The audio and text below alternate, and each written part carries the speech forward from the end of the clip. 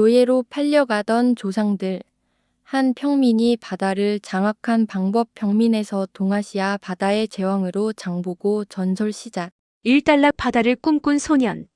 한 남자가 동아시아 바다 전체를 장악했습니다. 그는 왕도 귀족도 아니었습니다. 하지만 그의 손에는 신라, 당나라, 일본을 잇는 거대한 무역 네트워크가 있었고 그 누구도 그의 허락 없이는 바다를 건널 수 없었습니다. 그의 이름은 장보고. 오늘 여러분께 한국사 최고의 해상 영웅 그리고 천년 전 글로벌 리더의 파란만장한 삶을 들려드리겠습니다. 안녕하세요 여러분. 오늘부터 8부작으로 장보고의 놀라운 일대기를 시작합니다. 이 영상이 도움이 되셨다면 구독과 좋아요 부탁드립니다. 알림 설정까지 해주시면 다음 편을 놓치지 않으실 수 있습니다. 그럼 지금부터 시작하겠습니다. 서기 787년 신라의 남쪽 바닷가 작은 마을. 가난한 무사 집안에서 한 아이가 태어났습니다. 그의 이름은 궁복 훗날 장보고로 불리게 될 그 소년입니다.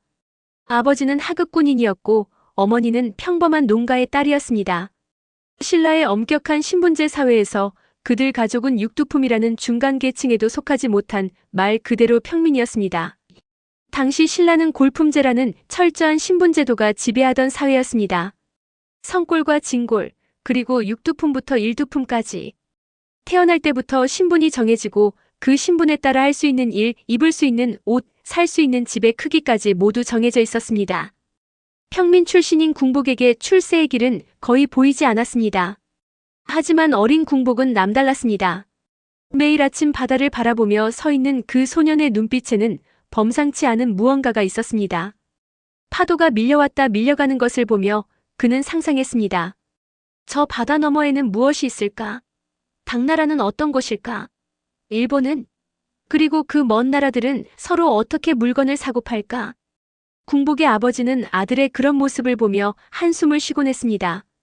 궁보가 우리 같은 신분으로는 꿈을 크게 가져봐야 소용없단다. 그냥 아버지처럼 군인이 되어 성실히 살아라. 하지만 궁복은 포기하지 않았습니다. 그는 마을 어른들에게서 바다 이야기를 들었고 항구에 들어오는 상인들을 찾아다니며 외국 이야기를 물었습니다. 중국어를 독학으로 배우기 시작했고 일본어 몇 마디도 익혔습니다. 당시 신라의 항구에는 각국의 상인들이 드나들었습니다. 당나라 상인들은 비단과 도자기를 싣고 왔고 일본 상인들은 금과 은을 가져왔습니다. 신라의 상인들은 인삼과 모피를 팔았습니다. 어린 궁복은 그 모든 것을 눈여겨보았습니다. 어떤 물건이 비싸게 팔리는지, 어느 계절에 어떤 배가 오는지, 상인들이 어떻게 흥정하는지. 그의 머릿속에는 바다와 무역에 대한 지식이 차곡차곡 쌓여갔습니다. 그렇게 세월이 흘러 궁복은 16살 청년이 되었습니다. 키가 훤칠하고 체격이 건장한 그는 이미 마을에서 소문난 젊은이였습니다. 무술 실력도 뛰어났고 머리 회전도 빨랐습니다. 하지만 신라 사회에서 그에게 주어진 길은 여전히 좁았습니다. 어느 날 궁복은 결심했습니다. 이곳에 머물러서는 안 되겠다. 나는 당나라로 가야 한다. 당시 많은 신라 청년들이 당나라로 건너갔습니다. 어떤 이들은 유학을 갔고 어떤 이들은 군인이 되었으며 어떤 이들은 상인이 되었습니다. 당나라는 세계 최강 대국이었고 그곳에서는 신라의 골품제 같은 엄격한 신분제가 없었습니다. 실력만 있다면 누구나 출세할 수 있는 곳, 그곳이 바로 당나라였습니다. 궁복은 부모님을 설득했습니다. 아버지, 어머니, 저를 믿어주십시오. 저는 반드시 성공해서 돌아오겠습니다. 당나라에서 큰 사람이 되어 우리 가문을 일으키겠습니다. 아버지는 오랫동안 침묵하다가 마침내 고개를 끄덕였습니다. 어머니는 눈물을 흘리며 아들을 끌어안았습니다. 무사히 다녀오너라. 그리고 꼭 큰 사람이 되어라. 803년 16살의 궁복은 친구 정년과 함께 당나라 행배에 올랐습니다. 정년 역시 궁복처럼 평민 출신으로 신라에서 미래가 보이지 않아 당나라로 떠나기로 결심한 젊은이였습니다. 두 사람은 서로를 의지하며 험난한 백기를 견뎌냈습니다. 당시 황해를 건너는 항해는 목숨을 건 모험이었습니다. 풍랑이 일면 배가 전복되기 일쑤였고 해적들이 출몰하기도 했습니다. 하지만 궁복은 두려워하지 않았습니다. 오히려 그는 배 위에서 선원들에게 항해술을 배웠고 바닷길의 위험 요소들을 하나하나 익혔습니다. 마침내 배는 당나라의 산동반도 적산촌에 도착했습니다. 궁복이 처음 본 당나라는 그의 상상을 초월했습니다. 거대한 성벽, 웅장한 건물들, 거리를 가득 메운 사람들. 이곳에서는 신라인, 일본인, 페르시아인, 아랍인 할 것 없이 모든 민족이 뒤섞여 살고 있었습니다. 이곳이 바로 세계의 중심이구나. 궁복은 가슴이 뛰었습니다. 그는 정령과 함께 당나라 군대에 지원했습니다. 당시 당나라는 신라인 출신 군인들을 환영했습니다. 신라인들은 용맹하고 충성스럽기로 유명했기 때문입니다. 궁복과 정년은 곧 군대에 입대했고 그들의 새로운 삶이 시작되었습니다. 군대에서 궁복은 빠르게 두각을 나타냈습니다. 그의 무술 실력은 동료들 사이에서 소문이 났고 그의 전략적 사고는 상관들의 눈에 띄었습니다. 무엇보다 그는 중국어를 완벽하게 구사했고 당나라 문화를 빠르게 흡수했습니다. 저 신라 청년은 범상치 않아. 언젠가 큰 인물이 될 거야. 동료 장교들이 수군거렸습니다. 하지만 궁복의 마음 한구석에는 늘 고향에 대한 그리움이 있었습니다. 밤이면 그는 바다를 바라보며 생각했습니다. 언젠가 나는 신라로 돌아갈 것이다. 그리고 우리 백성들을 위해 무언가 큰 일을 할 것이다. 그가 그토록 꿈꾸던 미래가 이제 막 시작되고 있었습니다. 당나라 군대에서 승승장구하던 궁복. 하지만 그의 눈앞에 충격적인 광경이 펼쳐집니다. 노예시장에서 팔려가는 신라 사람들. 그 순간 그의 운명이 바뀝니다. 다음 편에서 계속됩니다. 이달락 노예로 팔려가는 동포들. 지난 시간에 우리는 평민 출신 소년 궁복이 신라를 떠나 당나라로 향하는 모습을 보았습니다. 16살의 어린 나이에 꿈을 품고 떠난 그는 당나라 군대에서 빠르게 두각을 나타내기 시작했습니다. 오늘은 그의 운명을 완전히 바꾼 충격적인 사건에 대해 이야기하겠습니다. 805년 봄 당나라 산동성 등주. 20살이 된 궁복은 이미 군대에서 소대장 직책을 맡고 있었습니다. 신라인 출신으로는 매우 이례적인 빠른 승진이었습니다. 그의 무술 실력과 전략적 사고, 그리고 완벽한 중국어 구사력은 상관들로부터 높은 평가를 받았습니다. 어느 날 궁복은 휴가를 얻어 친구 정령과 함께 등주의 큰 시장을 구경하러 나갔습니다. 당나라의 시장은 언제나 활기찼습니다. 비단과 도자기, 향료와 보석, 온갖 진귀한 물건들이 거래되었습니다. 페르시아 상인들이 외치는 소리, 일본 상인들이 흥정하는 모습, 그리고 각국의 언어가 뒤섞인 소란스러운 분위기. 궁복은 이런 국제적인 분위기를 즐겼습니다. 그는 여전히 무역에 대한 관심을 잃지 않았고 틈만 나면 상인들과 대화를 나누며 물가와 거래 방식을 익혔습니다. 그런데 시장 한 구석에서 이상한 광경이 눈에 들어왔습니다. 사람들이 모여있고 누군가 큰 소리로 외치고 있었습니다. 궁복은 호기심에 그쪽으로 다가갔습니다. 그리고 그는 그 자리에 얼어붙었습니다. 거기에는 노예 시장이 있었습니다. 쇠사슬에 묶인 채 팔려가기를 기다리는 사람들. 그런데 그들이 입고 있는 옷, 그들의 얼굴, 그들이 주고받는 말투. 궁복은 단번에 알아챘습니다. 저들은 신라 사람들이다. 10명이 넘는 신라인들이 노예로 팔려가고 있었습니다. 남자도 있었고 여자도 있었습니다. 어린아이들도 보였습니다. 그들의 눈빛은 절망으로 가득했고 몇몇은 이미 울음을 그친 듯 멍하니 앞만 바라보고 있었습니다. 노예 상인이 큰 소리로 외쳤습니다. 신라에서 온 최상급 노예들이요. 건강하고 힘이 세며 순종적이라오. 남자 노예는 농사일에 최고고 여자 노예는 집안일을 잘한다오. 당나라 상인들이 다가와 신라인들의 팔뚝을 만지고 이를 살피며 품평했습니다. 마치 가축을 사고 파는 것처럼. 궁복의 가슴 속에서 무언가가 타올랐습니다. 분노였습니다. 치욕이었습니다. 그리고 깊은 슬픔이었습니다. 정년 저게 대체 무슨 일이냐? 궁복이 떨리는 목소리로 물었습니다. 정년의 얼굴도 창백했습니다. 형님, 저도 처음 봅니다. 하지만 들어보니 이런 일이 비일비재하다고 합니다. 신라 해안가에서 해적들이 사람들을 납치해서 당나라의 노예로 팔아넘긴다고. 궁복은 참을 수 없었습니다. 그는 앞으로 나섰습니다. 잠깐, 저들은 어디서 왔소? 노예 상인이 의아한 표정으로 궁복을 쳐다봤습니다. 당신은 누구요? 나는 당나라 군인이요. 묻는 말에 대답하시오. 저 사람들은 어디서 왔소? 노예 상인은 약간 움찔했지만 곧 당당한 척했습니다. 신라에서 왔소. 정식으로 사들인 노예들이니 문제 삼지 마시오. 서류도 다 갖춰져 있소. 정식으로? 저들을 어떻게 사들였단 말이오? 그야 해안가에서. 전쟁 포로들이라고 들었소. 거짓말이었습니다. 궁복은 단번에 알아챘습니다. 당시 신라에는 큰 전쟁이 없었습니다. 저들은 해적들에게 납치당한 평범한 백성들이었습니다. 궁복이 노예들에게 다가가 신라 말로 물었습니다. 당신들은 어디서 왔소? 어떻게 여기까지 오게 되었소? 한 중년 남자가 고개를 들었습니다. 그의 눈에는 눈물이 가득했습니다. 저희는 경주 근처 바닷가 마을 사람들입니다. 어느 날 밤 해적들이 들이닥쳐 마을 사람들을 납치했습니다. 저항하는 사람들은 죽이고 나머지는 배에 실어 여기로 끌고 왔습니다.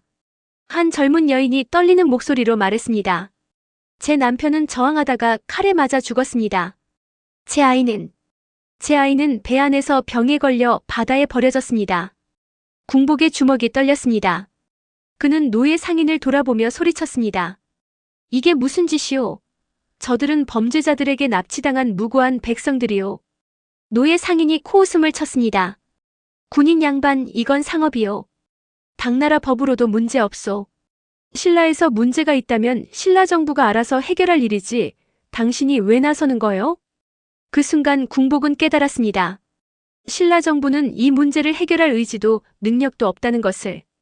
신라의 귀족들은 자신들의 권력 다툼에만 몰두한 채 평민들이 해적에게 납치당하든 말든 관심이 없었습니다. 정년이 궁복의 팔을 잡았습니다.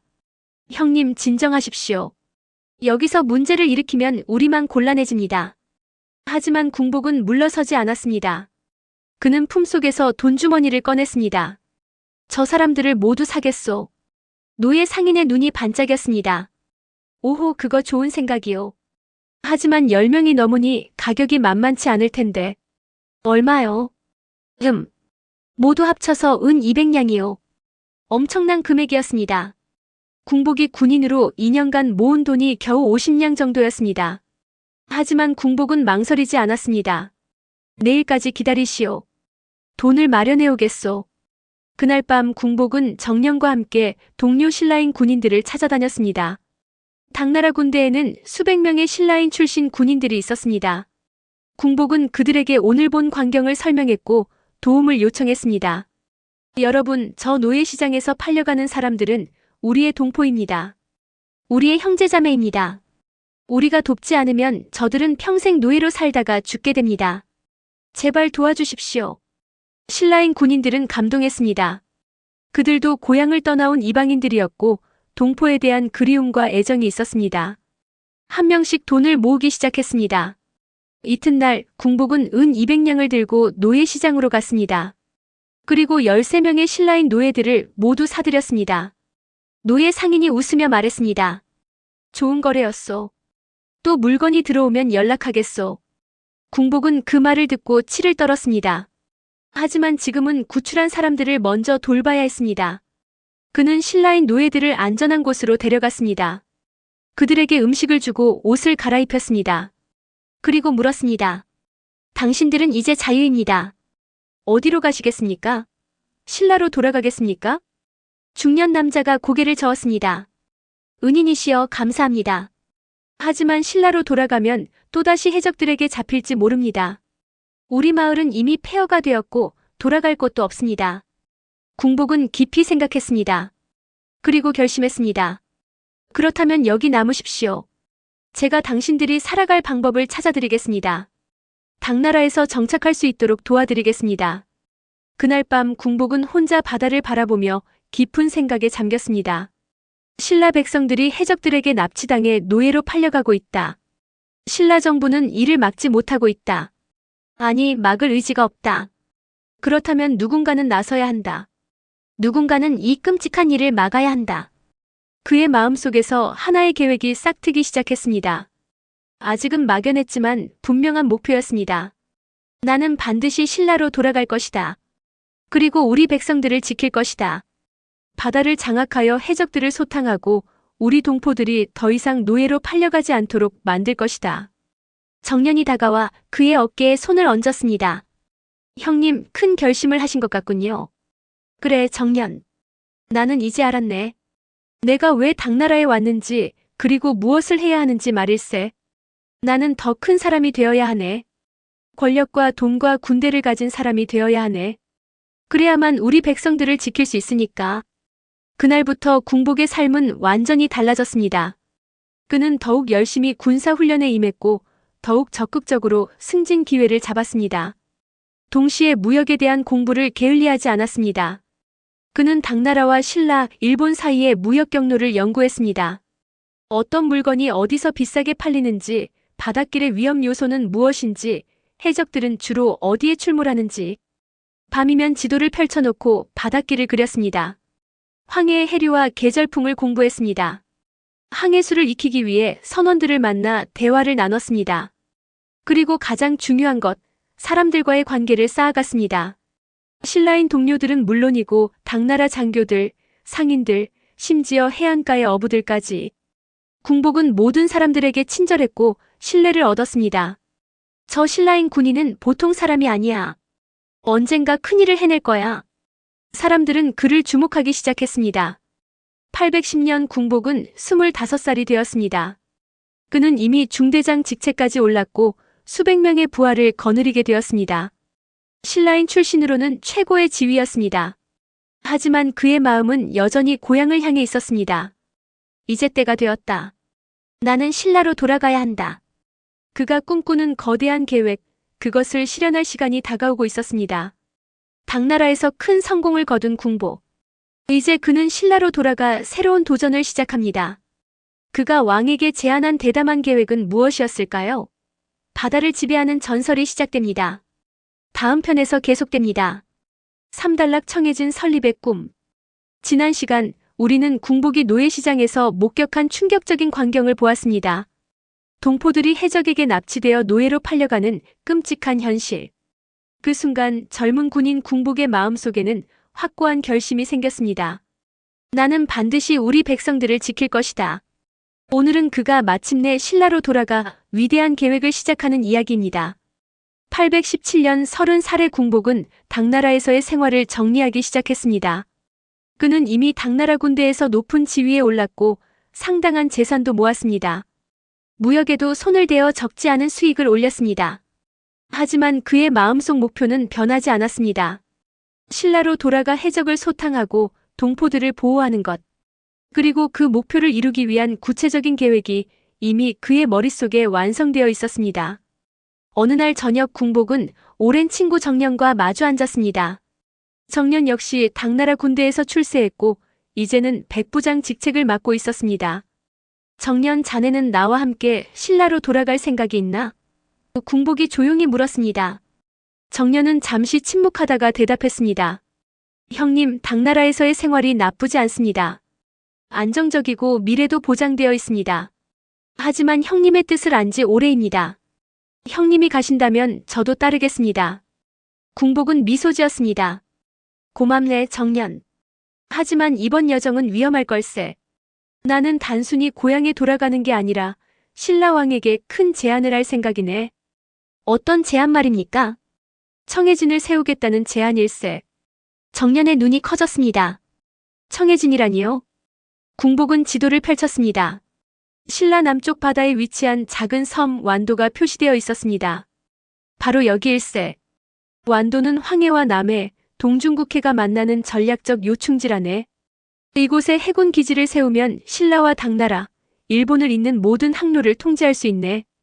해적들을 소탕하고 안전한 무역로를 확보할 수 있지. 정년은 지도를 들여다보며 감탄했습니다. 형님, 이미 모든 것을 계획하셨군요. 그러네. 나는 지난 15년 동안 이 순간을 준비해왔네. 항해술, 무역, 군사 전략, 그리고 무엇보다 사람들과의 관계. 이제 모든 준비가 끝났네. 그해 겨울, 궁복과 정년은 신라로 향하는 배에 올랐습니다. 그들과 함께 수십 명의 신라인 동료들도 배에 탔습니다. 모두 당나라에서 군인이나 상인으로 성공한 사람들이었고 궁복의 비전에 동의한 이들이었습니다. 배가 신라의 해안에 가까워지자 궁복은 갑판에 서서 멀리 보이는 산들을 바라보았습니다. 15년 만의 귀향이었습니다. 드디어 돌아왔구나. 그의 목소리에는 감격이 묻어났습니다. 하지만 신라의 상황은 그가 떠날 때보다 더 나빠져 있었습니다. 중앙정부는 왕권 다툼으로 혼란스러웠고 귀족들은 자신의 이익만 챙기기에 급급했습니다. 백성들의 삶은 더욱 피폐해졌고 해적들의 약탈은 날로 심해졌습니다. 궁복은 곧바로 서라벌, 지금의 경주로 향했습니다. 그는 왕을 아련하기 위해 궁궐로 갔습니다. 당시 신라의 왕은 헌덕왕이었습니다. 궁궐 대신들은 평민 출신인 궁복을 무시하려 했습니다. 감히 어디서 온 자가 왕을 뵙겠다는 것이냐? 하지만 궁복은 당나라 군대에서 받은 공식 문서와 추천서를 내밀었습니다. 당나라 고위 장교들이 쓴 추천서였고 그가 세운 공적들이 자세히 기록되어 있었습니다. 대신들은 놀랐습니다. 평민 출신이 당나라에서 이런 지위까지 올랐다는 것이 믿기지 않았습니다. 마침내 궁복은 헌덕왕 앞에 섰습니다. 왕은 50대 중반의 위험 있는 모습이었지만 그의 얼굴에는 피로가 역력했습니다. 귀족들 간의 권력 다툼으로 왕권이 약해진 상태였습니다. 그대가 당나라에서 온 궁복이라는 자인가? 왕이 물었습니다. 그렇습니다, 폐하. 신은 15년 전 이 땅을 떠나 당나라에서 군인으로 복무했습니다. 그리고 이제 조국을 위해 무언가 하고자 돌아왔습니다. 무엇을 하고자 하는가? 궁복은 깊이 숨을 들이쉬었습니다. 이 순간을 위해 15년을 준비했습니다. 폐하, 지금 신라의 백성들이 해적들에게 납치되어 당나라의 노예로 팔려가고 있습니다. 해마다 수백, 수천 명의 우리 동포들이 고통받고 있습니다. 신은 이 끔찍한 일을 막고자 합니다. 대신들이 수군거리기 시작했습니다. 어떤 이는 무례하다고 했고 어떤 이는 과장이다라고 했습니다. 하지만 왕은 손을 들어 그들을 조용히 시켰습니다. 계속 말하라. 폐하, 신은 완도에 청해진이라는 해군 기지를 세우고자 합니다. 그곳에서 강력한 해군을 조직하여 해적들을 소탕하고 우리 바다를 안전하게 만들겠습니다. 또한 당나라와 일본을 잇는 무역로를 확보하여 국가의 부를 늘리겠습니다. 한 대신이 비웃었습니다. 허황된 꿈이로다. 해군 기지를 세우는데 얼마나 많은 돈이 들는지 아는가? 그리고 평민 출신인 그대가 어떻게 그런 큰일을 해낼 수 있단 말인가? 궁복은 침착하게 대답했습니다. 대감, 신에게는 당나라에서 함께 일한 수십 명의 동료들이 있습니다. 모두 뛰어난 군인이자 상인들입니다. 그들과 함께라면 청해진을 세우는 것이 불가능하지 않습니다. 또한 신은 당나라의 상인들과도 좋은 관계를 맺고 있습니다. 무역을 통해 자금을 조달할 수 있습니다. 왕은 깊이 생각에 잠겼습니다. 사실 신라 조정은 해적 문제를 해결할 능력이 없었습니다. 중앙정부의 힘은 약해졌고 지방 호족들은 제멋대로 행동했습니다. 만약 이평민 출신 청년이 정말로 해적 문제를 해결할 수 있다면 왕권 강화에도 도움이 될 것이었습니다. 좋다. 왕이 마침내 입을 열었습니다. 그대에게 기회를 주겠다. 완도에 청해진을 세우는 것을 허락하노라. 그리고 그대를 청해진 대사로 임명하겠다. 대신들은 술렁였지만 왕의 결정은 확고했습니다. 궁복은 깊이 절했습니다. 폐하의 은혜, 평생 잊지 않겠습니다. 신은 반드시 폐하의 기대에 부응하겠습니다. 궁궐을 나서는 궁복의 발걸음은 가벼웠습니다. 정년이 다가와 물었습니다. 형님, 드디어 시작이군요. 그래, 정년. 이제부터가 진짜 시작일세. 818년 봄 궁복은 완도로 향했습니다. 완도는 아름다운 섬이었습니다. 푸른 바다와 울창한 숲, 그리고 천혜의 항구 조건을 갖춘 곳이었습니다. 궁복은 섬을 직접 걸으며 조사했습니다. 어디에 기지를 세울지, 어디에 항구를 만들지, 어디에 병영을 지을지. 그의 눈은 당나라에서 배운 군사 지식과 무역 경험으로 모든 것을 꿰뚫어 보았습니다. 바로 여기다. 그는 섬의 남쪽 해안을 가리켰습니다. 이곳에 청해진을 세우겠다. 공사가 시작되었습니다. 당나라에서 함께 온 동료들이 기술자들을 이끌었고 현지 백성들도 자발적으로 참여했습니다. 궁복은 백성들에게 정당한 임금을 주었고 공평하게 대했습니다. 이는 당시 귀족들의 행태와는 완전히 달랐습니다. 청해진 대사님은 다르십니다. 우리를 사람으로 대해주십니다. 백성들은 궁복을 존경하기 시작했습니다. 몇 달 후 청해진의 기본 시설이 완성되었습니다. 튼튼한 성벽, 넓은 항구, 병영과 창고. 그리고 무엇보다 중요한 것은 전함들이었습니다. 궁복은 당나라의 최신 조선 기술을 도입하여 빠르고 강력한 전함들을 건조했습니다. 이 배들은 해적선보다 빠르고 무장도 훨씬 강력했습니다. 이제 우리에게 필요한 것은 사람이다. 궁복은 병사들을 모집하기 시작했습니다. 그는 평민들에게도 기회를 주었습니다. 신분과 상관없이 실력 있는 자들을 받아들였습니다. 그리고 그들을 철저히 훈련시켰습니다. 당나라 군대에서 배운 최신 전술과 항해술을 가르쳤습니다. 훈련은 혹독했지만 궁복은 병사들과 함께 훈련에 참여했습니다. 그는 특별 대우를 받지 않았고 병사들과 같은 음식을 먹고 같은 막사에서 잤습니다. 대사님은 진정한 지도자이십니다. 병사들의 충성심은 날로 높아졌습니다. 819년 여름 청해진은 마침내 완성되었습니다. 1000명이 넘는 정예병력과 수십 척의 전함을 갖춘 동아시아 최강의 해군 기지가 탄생한 것입니다. 궁복은 이제 장보고라는 이름을 사용하기 시작했습니다. 바다를 지키는 큰 형이라는 뜻이었습니다. 이는 당나라에서 그를 부르던 별명이기도 했습니다. 어느 날 밤 장보고는 청해진 성벽 위에 홀로 서 있었습니다. 바다를 바라보며 그는 생각했습니다. 이제 시작이다. 해적들을 소탕하고 우리 백성들을 지키고 동아시아 무역의 중심이 되는 것. 나의 꿈이 이제 현실이 되어가고 있다. 달빛이 바다를 비추고 파도 소리가 들려왔습니다. 그 순간 멀리서 횃불이 보였습니다. 정찰병이 급히 달려왔습니다. 대사님, 해적선 5척이 북쪽에서 접근하고 있습니다. 장보고의 눈빛이 날카로워졌습니다. 드디어 왔구나. 그는 칼을 잡았습니다. 전 병력 집합, 출동 준비. 청해진의 첫 번째 전투가 시작되려 하고 있었습니다. 정년이 갑옷을 입으며 다가왔습니다. 형님, 우리의 진가를 보여줄 시간입니다. 장보고는 결연한 표정으로 고개를 끄덕였습니다. 그래, 오늘 밤 우리는 세상에 알릴 것이다. 청해진이 무엇인지, 그리고 이 바다의 주인이 누구인지 말이야. 어둠 속에서 청해진의 전함들이 항구를 떠나기 시작했습니다. 횃불이 일제히 켜지고 북소리가 울려 퍼졌습니다. 새로운 시대가 열리고 있었습니다. 장보고의 시대가. 청해진의 첫 전투. 해적들과의 숙명적 대결이 시작됩니다. 그리고 승리 후 장보고는 해상 무역의 제왕으로 떠오릅니다. 동아시아 바다를 호령하는 그의 위협이 펼쳐집니다. 다음 편에서 계속됩니다. 사달락 해적 소탕과 명성의 시작. 지난 시간 장보고는 마침내 완도의 청해진을 완성했습니다. 1000명이 넘는 정예병력과 최신 전함들을 갖춘 동아시아 최강의 해군기지. 그리고 그날 밤 해적선 5척이 청해진을 향해 접근했습니다. 장보고의 첫 번째 전투가 시작되려 하고 있었습니다. 오늘은 그 역사적인 전투와 그 후의 이야기입니다. 819년 여름 깊은 밤. 청해진의 막루에서 경보가 울려 퍼졌습니다. 적선 발견. 북동쪽에서 5척이 접근 중.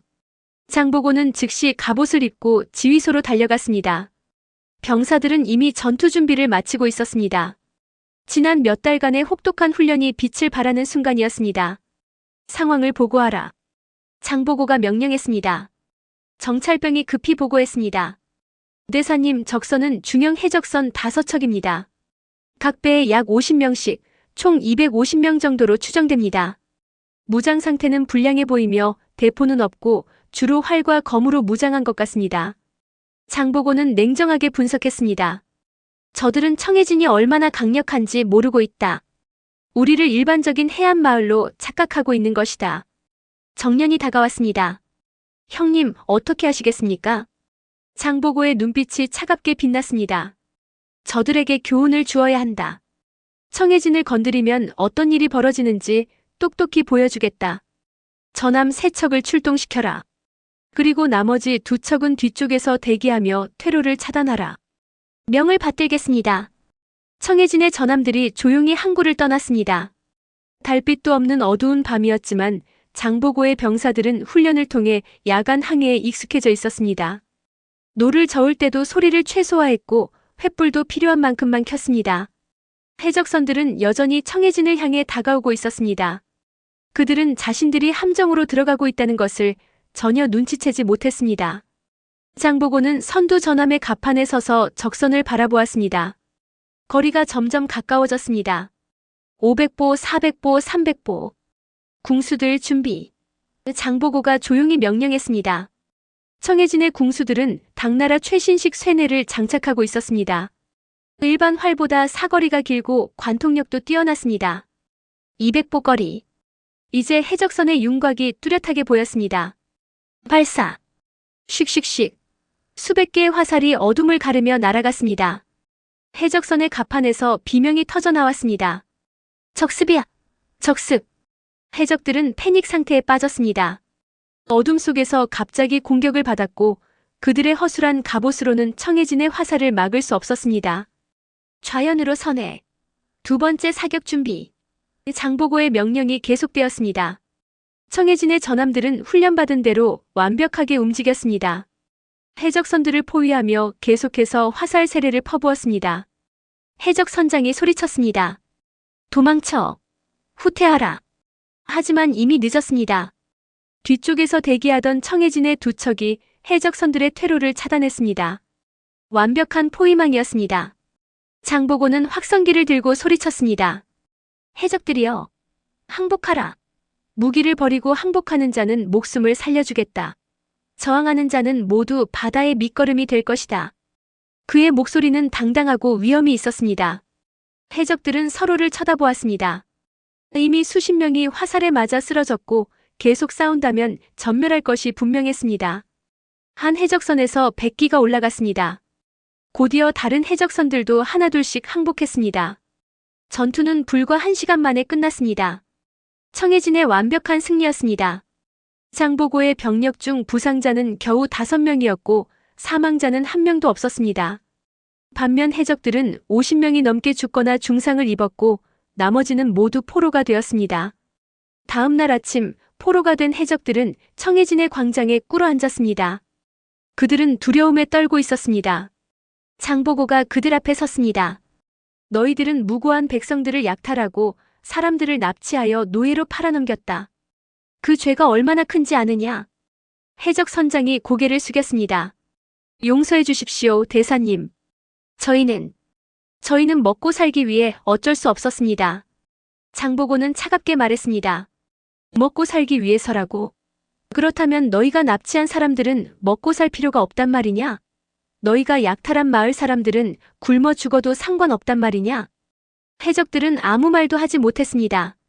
장보고는 잠시 침묵하다가 말을 이었습니다. 하지만 나는 너희에게 기회를 주겠다. 2가지 선택지가 있다. 첫째, 목숨을 바쳐 죗값을 치른다. 둘째, 지금부터 해적질을 그만두고 정직하게 살겠다고 맹세한다. 어느 쪽을 선택하겠느냐? 해적들의 눈이 커졌습니다. 그들은 당연히 처형당할 줄 알았는데 기회를 준다는 것이 믿기지 않았습니다. 해적 선장이 황급히 말했습니다. 맹세하겠습니다. 다시는 해적질을 하지 않겠습니다. 다른 해적들도 일제히 소리쳤습니다. 맹세합니다. 장보고는 고개를 끄덕였습니다. 좋다. 하지만 맹세만으로는 부족하다. 너희는 지금부터 청해진에서 일하게 될 것이다. 배를 만들고 항구를 정비하고 농사를 짓는 일을 하라. 정직하게 일한 자에게는 정당한 대가를 주겠다. 그러나 다시 범죄를 저지르는 자는 용서하지 않겠다. 이것은 장보고의 전략이었습니다. 해적들을 단순히 처형하는 것보다 그들을 개조하여 생산적인 구성원으로 만드는 것이 더 효과적이었습니다. 그리고 이 소문이 퍼지면 다른 해적들도 두려워하면서도 희망을 품게 될 것이었습니다. 과연 장보고의 예상대로였습니다. 청해진의 첫 승리 소식은 빠르게 퍼져나갔습니다. 그리고 해적들 사이에서 소문이 돌기 시작했습니다. 청해진은 절대 건드려선 안 돼. 그들은 우리와는 차원이 다른 전력을 가지고 있어. 하지만 청해진 대사는 항복하는 자에게는 자비를 베푼다더라. 해적들의 활동이 눈에 띄게 줄어들었습니다. 어떤 해적단은 아예 해산했고 어떤 이들은 청해진을 찾아와 스스로 항복하기도 했습니다. 820년 장보고는 본격적으로 해적 소탕 작전을 펼쳤습니다. 그는 청해진의 함대를 여러 팀으로 나누어 황해와 남해 일대를 순찰하게 했습니다. 해적선을 발견하면 즉시 공격하여 제압했고 항복하는 자들은 받아들여 재교육시켰습니다. 불과 1년 만에 신라 해역의 해적은 거의 사라졌습니다. 어민들은 안심하고 고기를 잡을 수 있게 되었고 상인들은 안전하게 무역을 할 수 있게 되었습니다. 백성들은 장보고를 바다의 수호자라고 불렀습니다. 장보고 대사님 덕분에 우리가 평화롭게 살 수 있습니다. 하지만 장보고의 야망은 여기서 끝나지 않았습니다. 해적을 소탕한 것은 첫 번째 단계일 뿐이었습니다. 이제 두 번째 단계, 무역을 시작할 때였습니다. 어느 날 저녁 장보고는 참모들을 모아놓고 말했습니다. 여러분, 우리는 해적을 소탕하는 데 성공했습니다. 하지만 이것만으로는 부족합니다. 청해진이 계속 유지되려면 막대한 자금이 필요합니다. 병사들의 급료, 배 유지 보수, 무기 구입, 모든 것에 돈이 듭니다. 정년이 물었습니다. 형님, 무역을 시작하시려는 것입니까? 그렇습니다.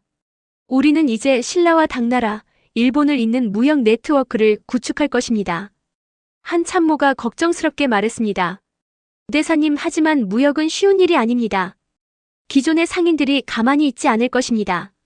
장보고는 미소 지었습니다. 그래서 우리에게 유리한 점이 있습니다. 우리는 바다를 지배하고 있습니다. 우리의 허락 없이는 아무도 이 바다를 안전하게 통과할 수 없습니다. 우리가 제공하는 것은 단순한 물건이 아니라 안전입니다. 참모들은 고개를 끄덕였습니다. 장보고의 계획은 명확했습니다. 821년 봄 장보고는 당나라로 사절단을 보냈습니다. 그가 직접 쓴 편지를 가지고 갔습니다. 당나라의 옛 동료들과 상인들에게 보내는 편지였습니다. 나는 이제 청해진의 대사로서 동아시아 무역로의 안전을 보장할 수 있습니다. 함께 손을 잡고 큰 불을 일굽시다. 당나라 상인들의 반응은 폭발적이었습니다. 그들은 오랫동안 해적 때문에 고통받아왔습니다. 물건을 실은 배가 해적에게 약탈당하는 일이 빈번했고 그 손실이 막대했습니다. 하지만 이제 장보고가 바다의 안전을 보장한다면 무역이 훨씬 수월해질 것이었습니다. 당나라의 대상인 이사도가 직접 청해진을 방문했습니다. 그는 장보고의 옛 친구이기도 했습니다. 보고, 아니 이제는 장보고 대사님이라고 불러야겠군. 자네의 소문을 들었네. 정말 대단한 일을 해냈더군. 장보고는 반갑게 그를 맞이했습니다. 사도 형님, 오랜만입니다. 이렇게 찾아주시니 감사합니다. 자네가 제안한 무역 네트워크에 대해 듣고 싶네. 구체적으로 어떻게 하려는 건가? 장보고는 지도를 펼쳤습니다. 형님, 보십시오.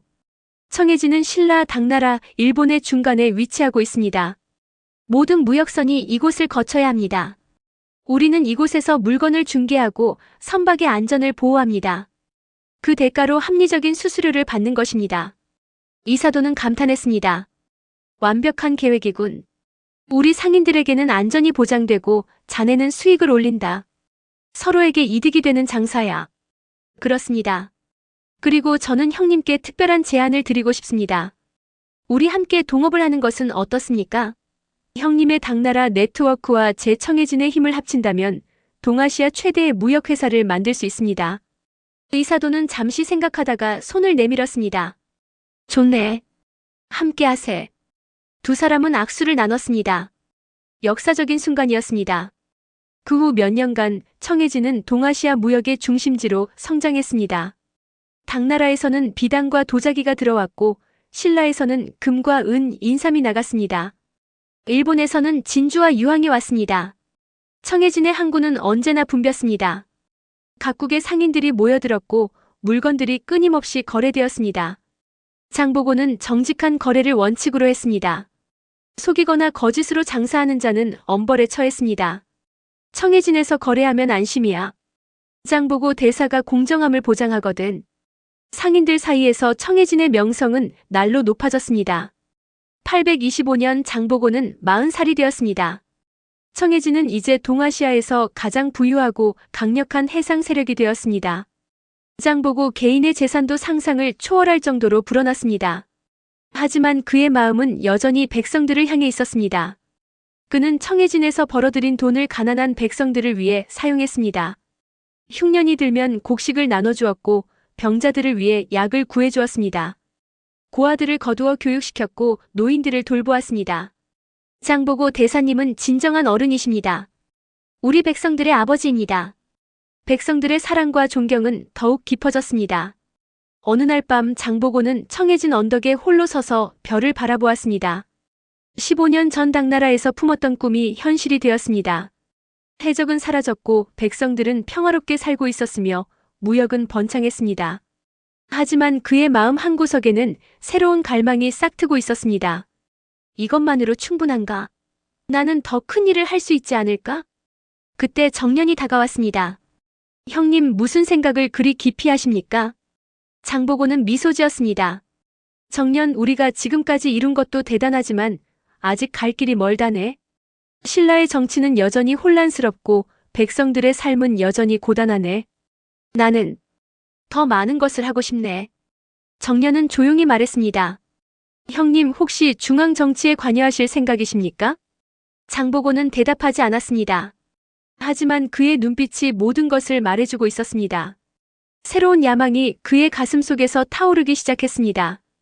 동아시아 바다의 제왕이 된 장보고. 하지만 그의 성공은 질투와 시기를 낳습니다. 신라의 귀족들이 움직이기 시작하고 장보고는 사랑하는 여인을 만나게 됩니다. 권력과 사랑, 그리고 운명의 갈림길. 다음 편에서 계속됩니다. 오달락 절정의 순간들. 지난 시간 장보고는 해적들을 소탕하고 동아시아 무역의 중심이 되었습니다. 청해진은 번영했고 그의 명성은 새 나라에 울려 퍼졌습니다. 하지만 성공의 정점에서 장보고는 새로운 야망을 품기 시작했습니다. 오늘은 그가 최고의 영광을 누리던 시절, 그리고 운명적인 사랑을 만난 이야기입니다. 828년 봄 청해진은 그 어느 때보다 화려했습니다. 항구에는 신라, 당나라, 일본의 배들이 줄지어 정박해 있었고 시장에는 세계 각지의 물건들이 넘쳐났습니다. 페르시아의 향료, 인도의 보석, 당나라의 비단, 일본의 진주. 청해진은 말 그대로 동아시아의 보물창고였습니다. 장보고는 이제 43살이 되었습니다. 세월이 흘렀지만 그의 체격은 여전히 건장했고 눈빛은 더욱 날카로워졌습니다. 하지만 그의 얼굴에는 피로의 흔적도 보였습니다. 청해진을 운영하고 무역을 관리하고 정치적 균형을 유지하는 것은 엄청난 부담이었습니다. 어느 날 당나라에서 특별한 사절단이 청해진을 방문했습니다. 당나라 황제가 보낸 직사였습니다. 장보고는 정중하게 그들을 맞이했습니다. 직사가 황제의 조서를 낭독했습니다. 신라의 장보고는 해상 무역을 안정시키고 양국 간의 우호를 증진시킨 공이 크도다. 이에 특별히 무역사절 자격을 하사하노라. 이것은 엄청난 영이었습니다. 당나라 황제가 공식적으로 장보고의 무역 활동을 인정한 것이었습니다. 이제 장보고는 개인 상인이 아니라 국가적으로 인정받은 무역 대표가 된 것입니다. 황제 폐하의 은혜에 감사드립니다. 장보고는 깊이 절했습니다. 당나라뿐만 아니라 일본에서도 사절이 왔습니다. 일본의 천황은 장보고에게 감사의 뜻을 전하고 더욱 긴밀한 무역 관계를 요청했습니다. 장보고는 이제 명실상부한 동아시아 최고의 해상왕이 되었습니다. 그의 권력은 일개 신라의 지방 관리를 넘어섰습니다. 어떤 면에서는 신라의 왕보다도 더 큰 영향력을 가지고 있었습니다. 하지만 이러한 성공은 질투와 시기를 낳았습니다. 신라의 중앙 귀족들은 장보고를 경계하기 시작했습니다. 서라벌의 귀족회의에서 한 대신이 말했습니다. 장보고의 세력이 너무 커지고 있습니다. 그는 막대한 부와 사병을 가지고 있으며 외국과도 직접 외교를 하고 있습니다. 이것은 왕권에 대한 도전입니다. 다른 대신이 고개를 끄덕였습니다. 더욱 문제는 그가 평민 출신이라는 것입니다. 골품제를 무시하고 권력을 가진다는 것은 우리 신라의 질서를 위협하는 일입니다. 하지만 당시의 왕 흥덕왕은 조심스러웠습니다. 장보고는 나라에 큰 공을 세웠다. 해적을 소탕했고 무역으로 국가의 이익을 가져다 주었다. 함부로 건드려서는 안 된다. 귀족들은 불만스러웠지만 왕의 뜻에 따를 수밖에 없었습니다. 그들은 기회를 노리며 기다렸습니다. 한편 장보고 자신은 이런 정치적 암투를 잘 알고 있었습니다. 정년이 걱정스럽게 말했습니다. 형님, 서라벌의 귀족들이 우리를 좋지 않게 보고 있다는 소식입니다. 조심하셔야 합니다. 장보고는 차분하게 대답했습니다. 알고 있네. 하지만 우리가 할 수 있는 것은 계속 백성들을 위해 일하고 정직하게 무역하는 것뿐이네. 그들이 우리를 공격할 명분을 주지 않는 것이 최선의 방어일세. 그러던 어느 날 운명적인 만남이 장보고를 기다리고 있었습니다. 829년 가을 청해진에 신라 중앙에서 온 일행이 도착했습니다. 흥덕왕의 명으로 청해진의 상황을 시찰하러 온 관리들이었습니다. 그 일행 중에는 한 젊은 여인이 있었습니다. 그녀의 이름은 채련. 26살의 그녀는 왕실 친척의 딸로 육두품 귀족 출신이었습니다. 아버지가 이번 시찰단의 책임자였고 그녀는 아버지를 따라 청해진을 방문한 것이었습니다. 장보고가 시찰단을 맞이하는 연회에서 그녀를 처음 보았습니다. 채련은 단아한 한복을 입고 있었고 그녀의 눈빛은 지적이면서도 온화했습니다. 장보고는 순간 숨이 멎는 것 같았습니다. 40이 넘도록 장보고는 결혼하지 않았습니다. 너무 바빴고 또 결혼할 마음의 여유가 없었습니다. 하지만 이 순간 그는 처음으로 한 여인에게 마음이 끌리는 것을 느꼈습니다. 연회가 끝난 후 장보고는 정년에게 조심스럽게 물었습니다. 저 여인은 누구인가? 정년이 미소 지으며 대답했습니다. 형님, 마침내 마음이 움직이셨군요. 저분은 시찰단장 김공의 딸 채련이라고 합니다. 매우 교양 있고 현명한 분으로 알려져 있습니다. 며칠 후 장보고는 우연을 가장하여 채련과 마주칠 기회를 만들었습니다. 채련이 청해진의 시장을 구경하고 있을 때였습니다. 시장이 마음에 드십니까? 장보고가 조심스럽게 말을 걸었습니다. 채련은 돌아보며 미소 지었습니다. 네, 대사님. 정말 놀랍습니다. 이렇게 다양한 물건들이 한 곳에 모여 있다니. 이것이 바로 대사님이 이루신 업적이군요. 과찬이십니다. 이 모든 것은 많은 사람들의 노력 덕분입니다. 겸손하시군요. 하지만 제가 듣기로는 대사님께서 평민 출신으로 이 모든 것을 이루셨다고 들었습니다. 정말 존경스럽습니다. 장보고는 그녀의 솔직한 태도에 감동했습니다. 대부분의 귀족들은 그의 출신을 은근히 무시했지만 채련은 오히려 존경한다고 말했습니다. 아가씨, 신분이란 것이 그렇게 중요합니까? 채련은 잠시 생각하다가 대답했습니다. 제 생각에는 사람의 가치는 그가 무엇을 하느냐로 정해지는 것이지 어디서 태어났느냐로 정해지는 것이 아닙니다. 물론 우리 사회는 그렇게 생각하지 않지만요. 장보고는 그녀의 지혜에 더욱 매료되었습니다. 그 후 며칠간 두 사람은 자주 만났습니다. 장보고는 채련에게 청해진의 구석구석을 보여주었고 자신의 꿈과 비전을 이야기했습니다. 채련은 그의 이야기를 경청했고 때로는 예리한 질문으로 그를 놀라게 했습니다. 어느 날 저녁 두 사람은 바닷가를 걸었습니다. 석양이 바다를 붉게 물들이고 있었습니다. 대사님, 질문 하나 해도 될까요? 채련이 조심스럽게 물었습니다. 물론입니다. 대사님은 왜 이렇게까지 하십니까? 이미 충분한 부와 권력을 가지셨는데 왜 계속 더 큰 일을 추구하십니까? 장보고는 잠시 침묵하다가 대답했습니다. 제가 어렸을 때 저는 가난했습니다. 신분이 낮아서 할 수 있는 것이 거의 없었습니다. 그리고 당나라에서 우리 동포들이 노예로 팔려가는 것을 보았습니다. 그때 저는 깨달았습니다. 누군가는 이 세상을 바꿔야 한다고. 신분과 상관없이 모든 사람이 존엄하게 살 수 있는 세상을 만들어야 한다고. 채련은 그의 얼굴을 바라보았습니다. 석양빛에 비친 그의 얼굴에는 진실함이 가득했습니다. 대사님은 정말 특별한 분이십니다. 채련이 속삭였습니다. 장보고는 그녀를 돌아보았습니다. 아가씨, 저는 아가씨에게 마음이 있습니다. 비록 제가 평민 출신이고 아가씨는 귀족이시지만 채련이 그의 말을 막았습니다.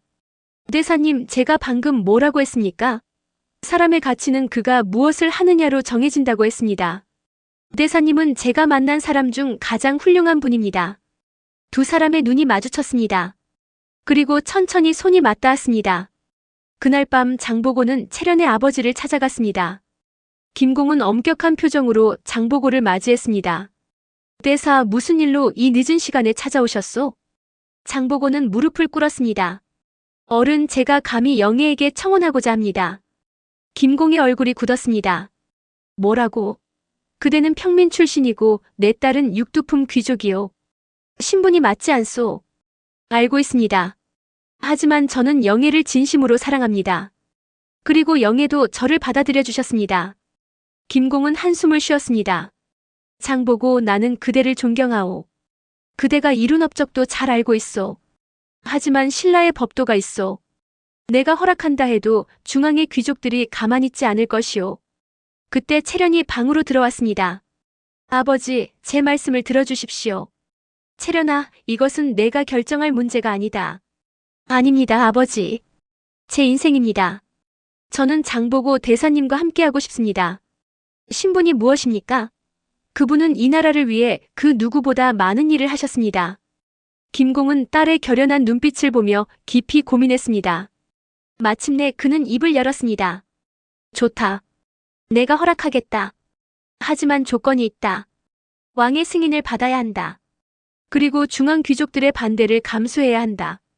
장보고는 고개를 숙였습니다. 감사합니다, 어른. 반드시 그리하겠습니다.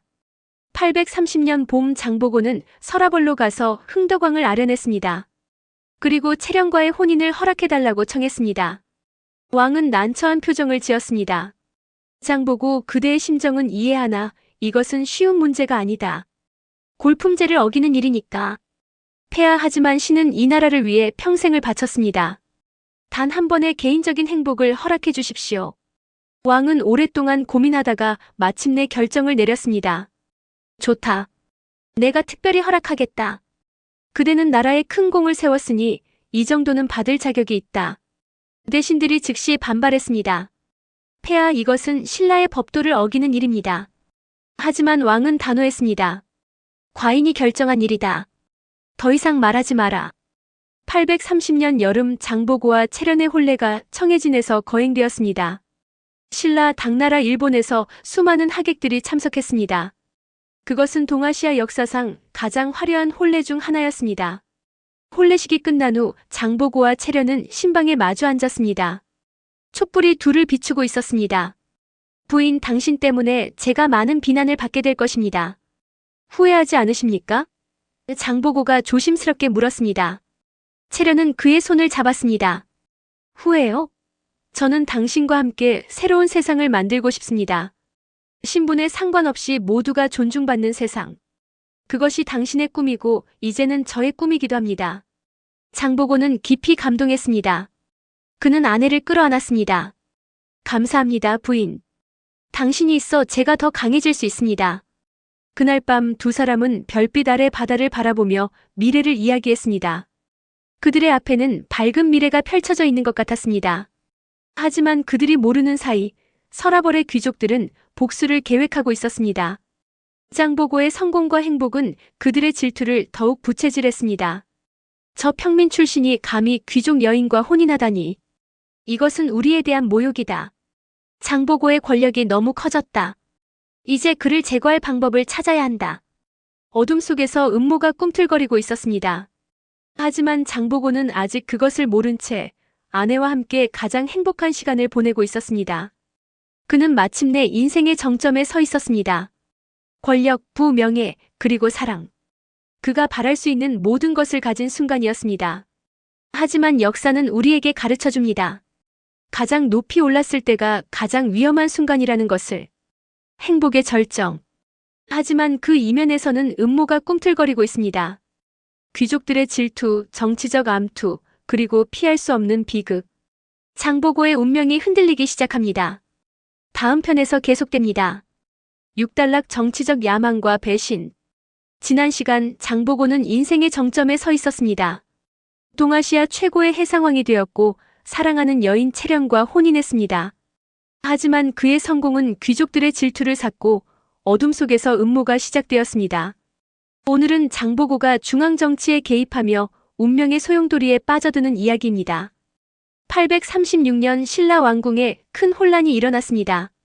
흥덕왕이 후사 없이 세상을 떠난 것입니다. 왕위 계승을 둘러싸고 귀족들은 두 파로 갈라졌습니다. 한쪽은 김균정을 지지했고 다른 한쪽은 김우징을 지지했습니다. 권력 다툼은 곧 무력 충돌로 이어졌습니다. 서라벌의 거리에서는 사병들이 싸웠고 무고한 백성들이 희생되었습니다. 신라는 내전의 위기에 빠졌습니다. 청해진에서 이 소식을 들은 장보고는 깊은 고민에 빠졌습니다. 채련이 남편의 표정을 보며 물었습니다. 여보, 무슨 생각을 그렇게 하세요? 부인, 지금 신라가 큰 위기에 처했소. 왕위 계승 전쟁이 일어났소. 채련은 불안한 표정을 지었습니다. 당신이 개입하실 생각이신가요? 장보고는 대답하지 않았습니다. 하지만 그의 눈빛이 이미 결심을 말해주고 있었습니다. 며칠 후 김우징의 사자가 청해진을 찾아왔습니다. 김우징은 장보고의 군사적 지원을 요청하는 편지를 보냈습니다. 장보고 대사, 나라가 위기에 처했소. 나를 도와 평화를 되찾아 주시오.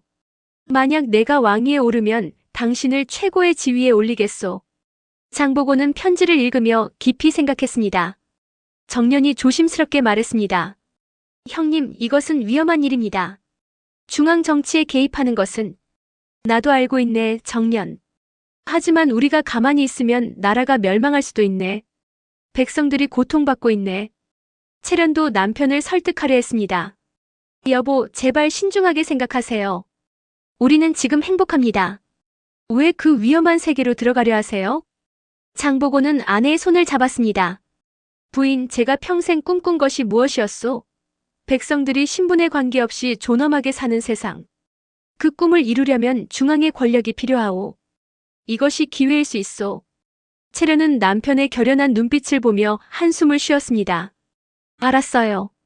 하지만 약속하세요. 조심하겠다고. 약속하겠소, 부인. 장보고는 김우징을 지원하기로 결정했습니다. 청해진에 정예병력 500명을 이끌고 서라벌로 향했습니다. 그의 군대는 훈련이 잘 되어 있었고 무장도 최고 수준이었습니다. 장보고의 군대가 전장에 도착하자 전세가 급변했습니다. 김균정의 군대는 청해진의 정예병력을 당해낼 수 없었습니다. 불과 며칠 만에 전투는 끝났고 김우징이 승리했습니다. 837년 김우징은 신무왕으로 즉위했습니다. 그는 약속대로 장보고에게 큰 상을 내렸습니다. 하지만 최고 지위는 주지 않았습니다. 귀족들의 반대가 너무 컸기 때문입니다. 폐하 평민 출신을 고위직에 앉힐 수는 없습니다. 이것은 신라의 법도를 어기는 일입니다. 대신들이 강력히 반대했습니다. 신무왕은 난처한 표정을 지었습니다. 장보고는 나를 도와 왕위에 오르게 해주었다. 그에게 보답해야 한다. 그렇다면 재물과 영지를 더 주십시오. 하지만 관직은 안 됩니다. 결국 신무왕은 타협했습니다. 장보고에게 막대한 재물과 추가 영지를 하사했지만 중앙정부의 고위직은 주지 않았습니다. 장보고는 실망했습니다. 하지만 더 큰 문제가 기다리고 있었습니다. 신무왕은 즉위한 지 불과 1년 만에 갑자기 세상을 떠났습니다. 독살 의혹이 있었지만 진실은 밝혀지지 않았습니다. 왕위는 신무왕의 아들이 아니라 조카 김경응에게 넘어갔습니다. 김경응은 문성왕으로 즉위했습니다. 하지만 왕권은 약했고 귀족들이 실권을 장악했습니다. 장보고는 청해진으로 돌아왔습니다. 그는 깊은 좌절감에 빠져 있었습니다. 채련이 남편을 위로했습니다. 여보, 너무 상심하지 마세요. 우리에게는 아직 청해진이 있잖아요. 부인, 나는 나라를 위해 헌신했소. 하지만 그들은 나를 여전히 평민으로만 보고 있소. 아무리 노력해도 신분의 벽을 넘을 수 없다는 것이 너무 절망스럽소. 채련은 남편을 꼭 안아주었습니다. 당신은 이미 충분히 위대한 사람이에요. 그들의 인정이 없어도 당신은 영웅입니다. 하지만 장보고의 마음속에서는 새로운 계획이 싹트고 있었습니다. 만약 자신이 직접 왕을 만들면 어떨까? 자신의 딸을 왕비로 만들면 어떨까? 839년 장보고는 과감한 결정을 내렸습니다. 그는 당시 15살이었던 문성왕에게 사람을 보내 제안했습니다. 폐하, 제 딸을 왕비로 받아주십시오. 그러면 청해진의 모든 힘으로 폐하를 지원하겠습니다. 이것은 놀라운 제안이었습니다. 평민 출신의 딸이 왕비가 된다는 것은 신라 역사상 전례가 없는 일이었습니다. 문성왕은 어렸지만 영리했습니다. 청해진의 지원은 매력적이었습니다. 하지만 대신들이 결사 반대했습니다. 김양이라는 귀족이 주동자였습니다. 이것은 절대 안 됩니다. 평민의 딸이 왕비가 된다면 신라의 골품제는 무너집니다. 천년의 전통이 깨지는 것입니다. 다른 귀족들도 동조했습니다. 장보고는 너무 교만해졌습니다. 그의 세력을 꺾어야 합니다. 문성왕은 압력에 굴복했습니다. 장보고의 제안을 거절한다. 이 소식을 들은 장보고는 분노했습니다. 정년이 걱정스럽게 말했습니다. 형님, 진정하십시오. 이것은 위험한 상황입니다. 위험하다고? 나는 이 나라를 위해 평생을 바쳤다. 해적을 소탕했고 무역으로 나라를 부유하게 만들었고 왕위 계승 전쟁에서 목숨을 걸고 싸웠다. 그런데 내 딸은 왕비가 될 자격이 없다고. 채련이 남편을 진정시키려 했습니다. 여보, 우리 딸을 생각하세요. 이런 상황에서 왕비가 되는 것이 정말 행복일까요? 장보고는 아내의 말에 잠시 멈칫했습니다. 하지만 그의 자존심은 이미 크게 상처받은 상태였습니다. 나는 인정받고 싶었소. 내가 이룬 것들이 인정받기를 바랐소. 채련은 남편의 손을 잡았습니다. 당신은 이미 인정받았어요. 백성들이 당신을 사랑하고 외국에서도 당신을 존경합니다.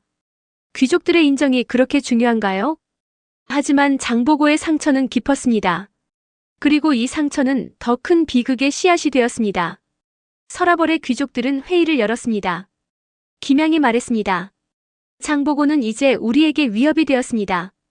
그의 요구를 거절했으니 그가 반란을 일으킬 수도 있습니다. 다른 귀족이 물었습니다. 그렇다면 어떻게 해야 합니까? 김양의 눈빛이 차갑게 빛났습니다. 그를 제거해야 합니다. 하지만 조심스럽게, 은밀하게. 하지만 장보고는 강력한 군대를 가지고 있습니다. 직접 공격하면 우리가 위험합니다. 그래서 암살이 필요합니다. 우리에게는 적절한 인물이 있습니다. 김양은 염장이라는 자객을 불렀습니다. 염장은 한때 장보고의 부하였으나 승진에서 밀려난 후 불만을 품고 있던 인물이었습니다. 염장, 내게 중요한 임무를 맡기겠다. 장보고를 제거하라. 성공하면 너에게 큰 상을 내리고 귀족 신분을 주겠다. 염장의 눈이 번뜩였습니다. 분부대로 하겠습니다. 한편 청해진에서는 불길한 기운이 감돌고 있었습니다. 정년이 장보고에게 경고했습니다. 형님, 조심하셔야 합니다. 서라벌에서 불온한 움직임이 포착되었습니다. 나도 알고 있네. 하지만 두려워할 것은 없네. 우리에게는 강력한 군대가 있지 않은가. 하지만 형님, 정면 대결이 아니라 암살을 시도할 수도 있습니다. 장보고는 쓴웃음을 지었습니다. 그렇다면 그것이 내 운명이겠지. 나는 평생 정직하게 살았네. 내가 죽더라도 당당할 것이네. 채련은 남편의 말을 듣고 눈물을 흘렸습니다. 여보, 그런 말씀 하지 마세요. 우리는 함께 오래 살아야 해요. 장보고는 아내를 안아주었습니다. 부인, 걱정 마시오. 나는 조심할 것이오. 하지만 운명은 이미 그들을 향해 다가오고 있었습니다. 841년 가을 염장이 청해진에 나타났습니다. 그는 장보고를 만나 무릎을 꿇었습니다. 대사님, 제가 잘못했습니다. 용서해 주십시오. 다시 대사님을 섬기고 싶습니다. 장보고는 그를 의아하게 바라보았습니다. 염장, 너는 불만을 품고 떠났지 않았느냐? 제가 어리석었습니다. 이제 깨달았습니다. 대사님이야말로 진정한 지도자이십니다. 정년이 의심스러운 눈으로 염장을 쳐다보았습니다. 하지만 장보고는 그의 진심을 믿고 싶었습니다. 좋다. 다시 기회를 주겠다. 며칠 후 장보고는 염장을 포함한 몇몇 부하들과 함께 작은 연회를 가졌습니다. 술이 오가고 이야기가 무르익었습니다. 장보고는 취기가 올랐습니다. 그는 자신의 인생을 회고했습니다. 나는 평민으로 태어나 여기까지 왔네. 많은 것을 이루었지만 여전히 넘지 못하는 벽이 있네. 신분의 벽. 그것이 내게는 가장 큰 적이었네. 부하들은 조용히 듣고 있었습니다. 염장도 고개를 숙이고 있었습니다. 하지만 나는 포기하지 않을 것이네. 언젠가는 이 벽을 무너뜨릴 것이네. 우리 아이들만큼은 신분 때문에 고통받지 않는 세상을 만들 것이네. 그날 밤 연회가 끝나고 모두가 돌아갔습니다. 장보고는 피곤한 몸을 이끌고 침실로 향했습니다. 채련은 이미 잠들어 있었습니다. 장보고는 잠시 아내의 잠든 얼굴을 바라보았습니다. 부인, 당신을 만난 것이 내 인생 최고의 행운이었소. 그는 조용히 침대에 누워 눈을 감았습니다. 한밤중 누군가 조용히 문을 열었습니다. 염장이었습니다. 그의 손에는 날카로운 단도가 들려 있었습니다. 염장은 잠든 장보고에게 다가갔습니다. 그의 손이 떨렸습니다. 장보고는 한때 그에게 은인이었습니다. 하지만 귀족 신분에 대한 욕망이 그의 마음을 어둡게 만들었습니다. 미안합니다, 대사님. 염장이 속삭였습니다. 그리고 단도가 내려찍혔습니다. 으악! 장보고가 비명을 지르며 깨어났습니다.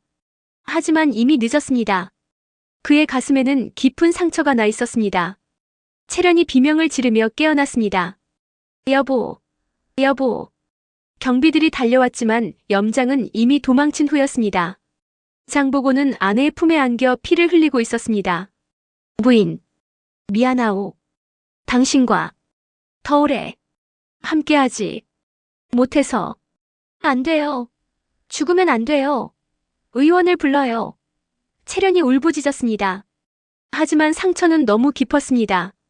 장보고의 눈빛이 점점 흐려졌습니다. 정년, 청해진을 부탁하네. 그리고 백성들을 지켜주게. 정년이 눈물을 흘리며 대답했습니다. 형님 약속하겠습니다.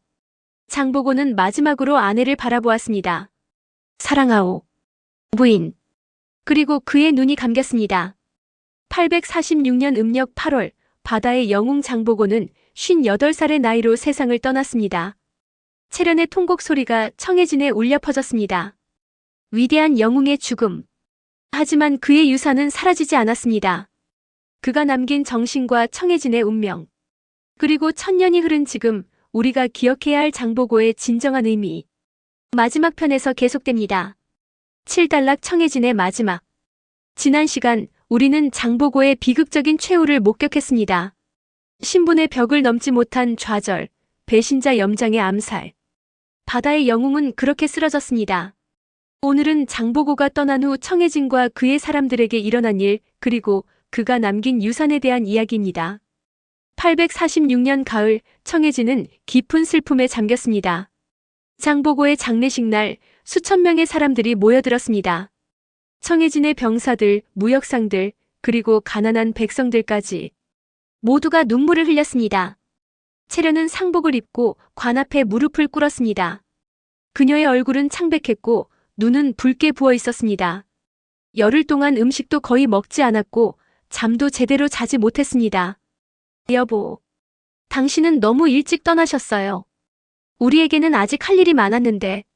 채련이 떨리는 목소리로 속삭였습니다. 정년이 다가와 조문했습니다. 그의 눈에도 눈물이 가득했습니다. 형님. 왜 저를 두고 먼저 가셨습니까? 청해진의 병사들은 일제히 무릎을 꿇고 절을 올렸습니다. 대사님 영면하십시오. 장례 행렬이 움직이기 시작했습니다. 관은 청해진이 내려다 보이는 언덕으로 옮겨졌습니다. 장보고가 살아생전 가장 좋아하던 곳이었습니다. 그곳에서 그는 자주 바다를 바라보며 꿈을 꾸었습니다. 묘가 완성되고 마지막 흙이 덮였습니다. 채련은 묘 앞에 쓰러져 울었습니다. 당신이 꿈꾸던 세상, 제가 이어가겠어요. 신분에 관계없이 모두가 존중받는 세상. 그것이 당신의 유언이었잖아요. 하지만 현실은 냉혹했습니다. 장보고가 죽자마자 서라벌의 귀족들은 움직이기 시작했습니다. 김양이 문성왕에게 상소를 올렸습니다. 폐하 청해진은 이제 통제가 필요합니다. 장보고라는 강력한 지도자가 사라진 지금 그들이 반란을 일으킬 수도 있습니다. 문성왕은 불안했습니다. 경의 말이 맞소. 어떻게 해야 하겠소? 청해진을 해체해야 합니다. 그들의 군사력을 분산시키고 무역권을 회수해야 합니다. 847년 봄 왕명이 내려졌습니다. 청해진을 폐쇄하라. 병력을 해산하고 무역은 중앙정부가 직접 관리한다. 이 소식을 들은 청해진 사람들은 분노했습니다. 한 병사가 외쳤습니다. 대사님께서 이 나라를 위해 그토록 헌신하셨는데 이렇게 배신하다니. 정년은 사람들을 진정시켰습니다. 여러분 진정하십시오. 우리가 반란을 일으키면 형님의 명예에 먹칠하는 것입니다. 그렇다면 우리는 어떻게 해야 합니까? 정년은 깊이 생각했습니다. 우리는 형님의 뜻을 따라야 합니다. 폭력이 아니라 평화로운 방법으로. 하지만 현실은 가혹했습니다. 왕의 군대가 청해진에 도착했습니다. 그들은 무기를 회수하고 병사들을 강제로 해산시켰습니다. 무역선들도 압류당했습니다. 채련은 남편의 무덤 앞에서 이 모든 광경을 지켜보았습니다. 여보, 당신이 평생을 바쳐 세운 것이 이렇게 무너지고 있어요. 하지만 저는 포기하지 않을 거예요. 그녀는 서라벌로 가서 왕에게 탄원했습니다. 폐하, 제발 청해진을 살려주십시오. 이곳은 제 남편의 꿈이었습니다. 하지만 문성왕은 냉담했습니다. 부인, 국가의 결정입니다. 개인의 감정으로 바꿀 수 없습니다. 채련은 무릎을 꿇었습니다. 폐하 청해진이 사라지면 해적들이 다시 돌아올 것입니다. 백성들이 고통받을 것입니다. 그것은 중앙정부가 처리할 일이요. 채련은 절망했습니다. 그녀는 청해진으로 돌아왔습니다. 851년 청해진은 완전히 폐쇄되었습니다. 한때 번성했던 항구는 텅 비었고 웅장했던 성벽은 부서지기 시작했습니다. 정년은 마지막까지 남아 있었습니다. 그는 장보고의 무덤을 지켰습니다. 형님, 우리가 함께 꿈꾸던 세상은 오지 않았습니다. 하지만 형님께서 보여주신 정신은 결코 사라지지 않을 것입니다. 채련도 남편의 무덤을 떠나지 않았습니다. 그녀는 작은 암자를 짓고 그곳에서 살았습니다. 매일 남편의 무덤에 꽃을 바치고 그와 함께했던 날들을 회상했습니다. 어느 날 한 젊은이가 채련을 찾아왔습니다. 그는 옛날 장보고에게 도움을 받았던 사람의 아들이었습니다. 어른 장보고 대사님의 이야기를 들려주십시오. 저희 세대는 그분에 대해 잘 모릅니다. 채련은 미소 지었습니다. 그래, 이야기해주마. 내 남편은 위대한 사람이었단다. 그날부터 채련은 찾아오는 사람들에게 장보고의 이야기를 들려주기 시작했습니다. 그가 어떻게 평민에서 시작해서 동아시아의 바다를 지배했는지, 그가 얼마나 백성들을 사랑했는지, 그의 꿈이 무엇이었는지. 내 남편은 말했단다. 신분이 사람의 가치를 정하는 것이 아니다. 그 사람이 무엇을 하느냐가 중요하다고. 그분은 평생 그 신념을 지키며 살았어. 사람들은 감동했습니다. 그들은 장보고의 이야기를 자식들에게 전했고 자식들은 또 그들의 자식들에게 전했습니다. 시간이 흘렀습니다. 청해진이 폐쇄된 후 채련의 경고대로 해적들이 다시 나타나기 시작했습니다. 신라의 해안은 다시 위험해졌습니다. 무역도 쇠퇴했습니다. 백성들은 장보고를 그리워했습니다. 장보고 대사님이 살아계셨다면 이런 일은 없었을 텐데. 정년은 860년에 세상을 떠났습니다. 그는 마지막까지 장보고의 무덤을 지켰습니다. 그의 유언은 간단했습니다. 나를 형님 곁에 묻어달라. 채련은 874년까지 살았습니다. 그녀는 70살의 나이로 평화롭게 눈을 감았습니다. 마지막 순간 그녀는 남편의 환영을 보았습니다. 여보, 오래 기다리셨죠? 이제 갈게요. 채련은 남편 옆에 묻혔습니다. 두 사람은 죽어서도 함께였습니다. 세월이 더 흘렀습니다. 신라는 멸망했고 고려가 세워졌습니다. 그리고 조선이 왔습니다. 왕조는 바뀌었지만 장보고의 이야기는 사라지지 않았습니다. 어부들은 바다에 나가기 전에 장보고의 이름을 불렀습니다. 바다의 수호신 장보고님, 우리를 지켜주소서. 상인들도 그를 기억했습니다. 정직한 거래의 모범, 장보고 대사. 학자들은 그의 업적을 기록했습니다. 장보고는 신분의 한계를 뛰어넘어 위대한 업적을 남긴 인물이다. 19세기 한 역사학자가 완도를 방문했습니다. 그곳에는 이미 청해진의 흔적이 거의 남아있지 않았습니다. 폐허가 된 성벽의 일부와 무너진 항구의 잔해만이 있을 뿐이었습니다. 하지만 그는 언덕 위에서 장보고의 무덤을 발견했습니다. 1000년이 지났지만 여전히 누군가가 관리하고 있었습니다. 무덤 앞에는 신선한 꽃이 놓여 있었습니다. 한 노인이 다가왔습니다. 선생님, 장보고 대사님을 찾아오셨습니까? 그렇습니다. 저는 역사를 연구하는 사람입니다. 노인은 미소 지었습니다. 우리 마을 사람들은 대대로 이 무덤을 지켜왔습니다. 대사님은 우리의 자랑이자 영웅이십니다. 1000년이 지났는데도 여전히 기억하시는군요. 물론입니다. 대사님의 정신은 영원합니다. 신분에 관계없이 누구나 노력하면 위대해질 수 있다는 것. 약한 사람들을 지켜야 한다는 것. 정직하게 살아야 한다는 것. 이것들은 시대가 바뀌어도 변하지 않는 진리입니다. 역사학자는 깊이 감동했습니다. 그는 무덤 앞에 절을 올렸습니다. 장보고 대사님, 당신의 이야기를 더 많은 사람들에게 전하겠습니다. 20세기가 왔습니다. 한국은 일제강점기를 겪었고 해방을 맞이했고 전쟁을 겪었습니다. 그리고 급속한 경제 발전을 이루었습니다. 1980년대 완도에서 청해진 발굴 작업이 시작되었습니다. 고고학자들은 놀라운 유적들을 발견했습니다. 거대한 성벽의 기초, 항구의 잔해, 그리고 수많은 무역 물품들. 한 고고학자가 말했습니다. 이것은 놀랍습니다. 1000년 전에 이렇게 체계적인 국제 무역 기지가 있었다니. 장보고는 진정한 선구자였습니다. 정부는 청해진을 복원하기로 결정했습니다. 그리고 장보고 기념관을 세웠습니다. 기념관 입구에는 장보고의 동상이 세워졌습니다. 그는 바다를 바라보며 서 있었습니다. 그의 눈빛은 여전히 결연했고 그의 자세는 당당했습니다. 동상 아래에는 이렇게 쓰여 있었습니다. 장보고 787, 846. 평민에서 시작하여 동아시아 바다의 제왕이 된 위대한 영웅. 해적을 소탕하고 무역을 발전시키고 백성들을 사랑한 진정한 지도자. 그의 정신은 오늘도 우리와 함께한다. 오늘날 수많은 사람들이 완도를 찾아옵니다. 학생들, 역사 애호가들, 그리고 꿈을 가진 젊은이들.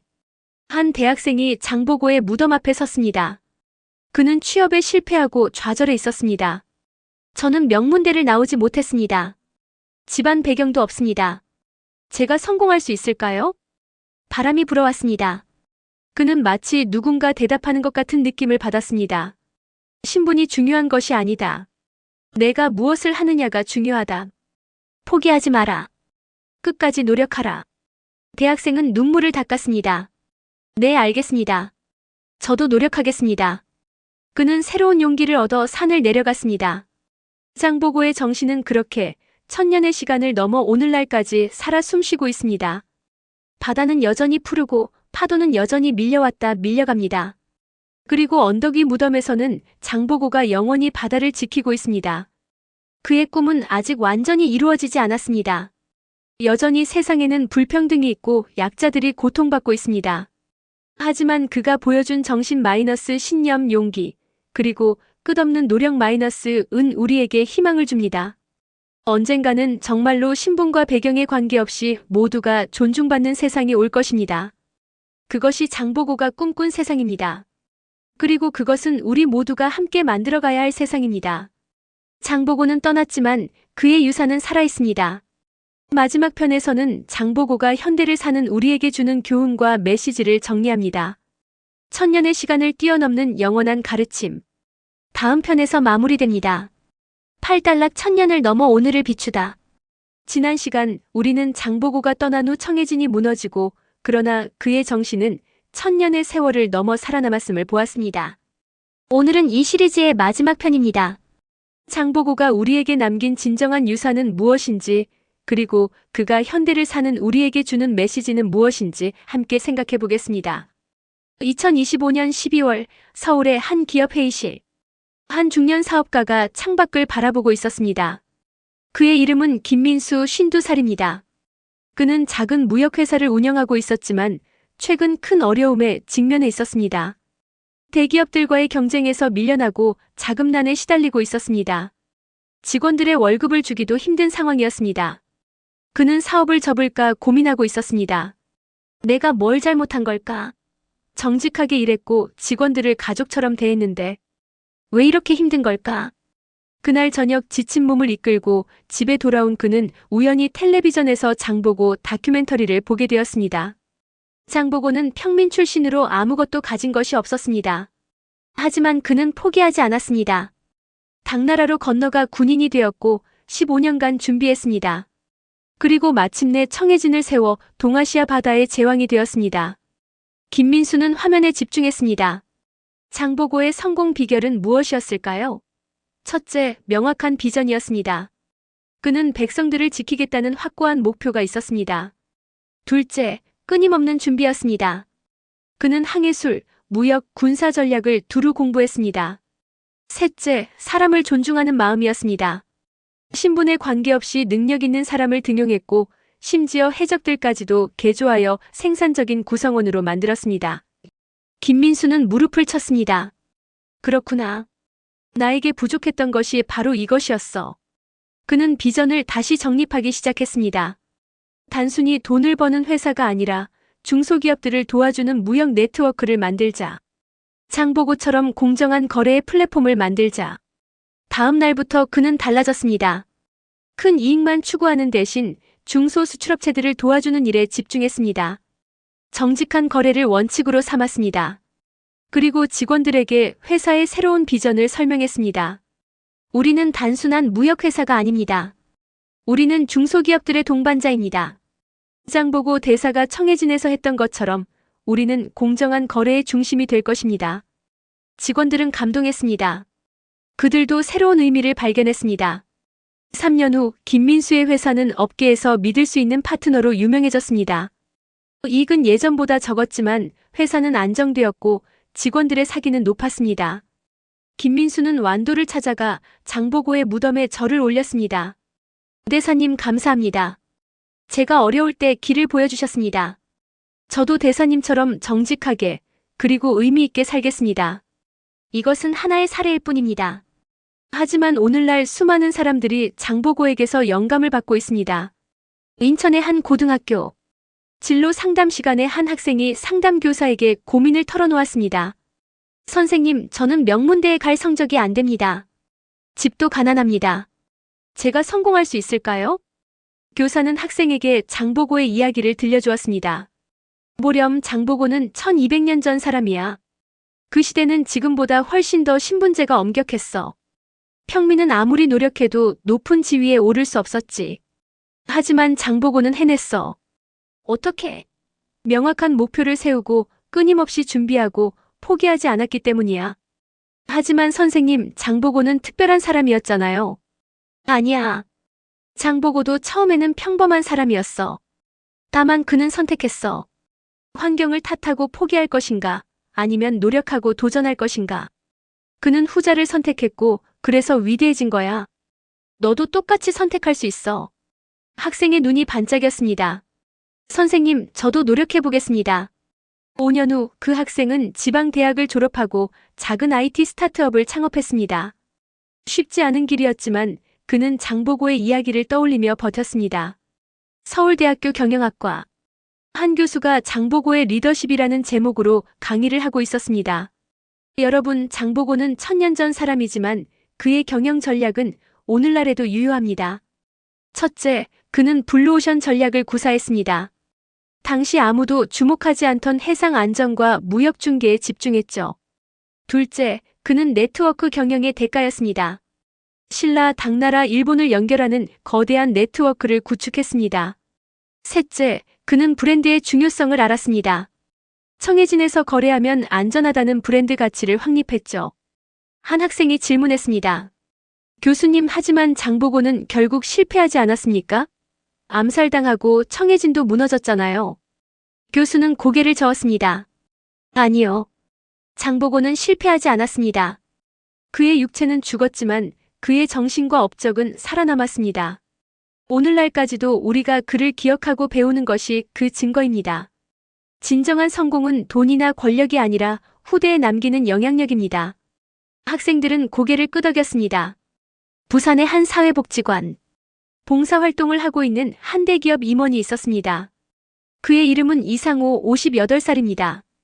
그는 젊었을 때 오직 출세만을 위해 살았습니다. 동료를 짓밟고 아랫사람을 함부로 대하며 올라갔습니다. 임원까지 올랐지만 어느 날 그는 공허함을 느꼈습니다. 나는 지금까지 무엇을 위해 살아왔나? 그때 우연히 읽은 장보고의 전기가 그를 변화시켰습니다. 장보고는 최고의 권력과 부를 가졌지만 그는 그것을 자신만을 위해 쓰지 않았다.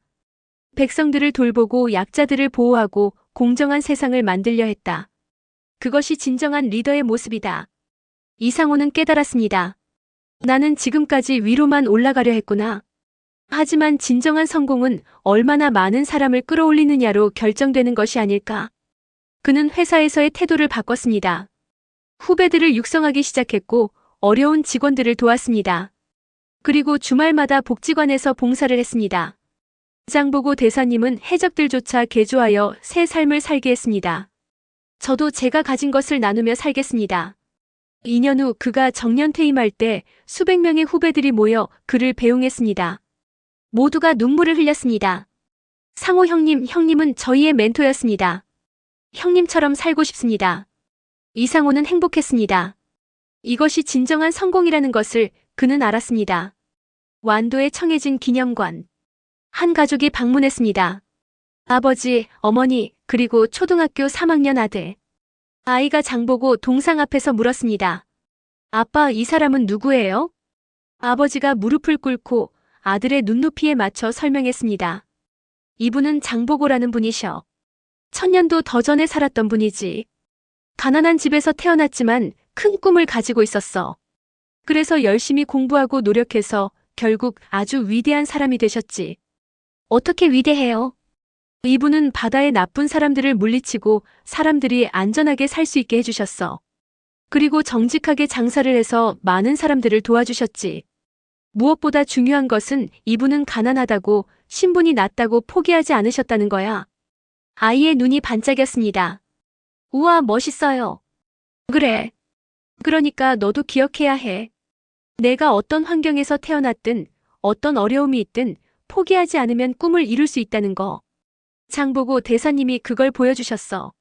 아이는 고개를 끄덕이며 동상을 올려다보았습니다. 그날 밤 아이는 일기에 썼습니다. 오늘 장보고 아저씨에 대해 배웠다. 나도 장보고 아저씨처럼 멋진 사람이 되고 싶다. 어려운 사람들을 도와주는 사람이 되고 싶다. 작은 씨앗이 심어진 것입니다. 이 아이가 자라서 어떤 사람이 될지는 아무도 모릅니다. 하지만 분명한 것은 장보고의 정신이 또 한 세대에게 전해졌다는 것입니다. 학계에서도 장보고에 대한 연구가 계속되고 있습니다.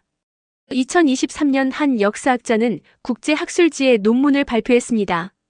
장보고 9세기 동아시아 해상 무역 네트워크의 선구자. 장보고가 구축한 무역 네트워크는 당시로서는 혁명적이었다. 그는 단순히 물건을 사고 파는 것이 아니라 안전보장, 금융서비스, 정보 교환까지 포함하는 종합적인 시스템을 만들었다. 이것은 현대의 글로벌 물류 시스템의 원형이라고 할 수 있다. 다른 학자는 장보고의 사회적 영향을 연구했습니다.